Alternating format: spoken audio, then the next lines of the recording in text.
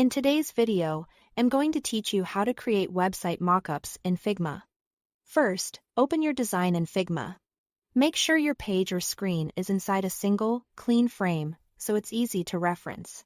If you are still refining the layout, this is the time to shape it up using basic building blocks, shapes for structure, text for headings and body copy, images for visuals, and components to keep repeated elements consistent.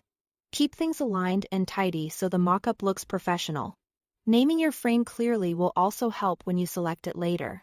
Next, we'll bring in the plugin that does the heavy lifting.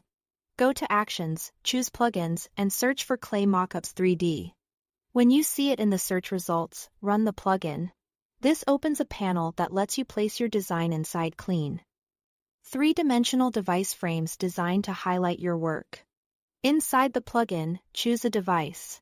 You can pick a browser frame for a straightforward web preview or go for a MacBook Pro if you want a more contextual, on-device look. After selecting the device, choose your design frame from the list. The plugin automatically fits the design into the device screen, so you don't have to manually resize anything. If something doesn't look right, double-check that you selected the correct frame that contains your full layout.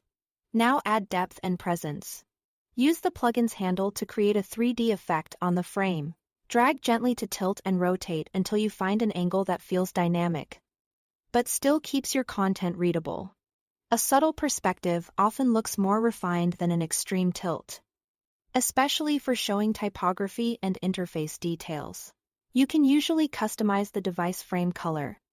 Under Device Color, pick a tone that complements your design and background. Neutral shades often keep the focus on your interface, while a contrasting color can add energy if you are creating social or portfolio visuals. Aim for enough contrast so the device outline remains clear without overpowering your design. When everything looks right, finalize your image. Once you are happy with the device, angle, and color, click Save as Image.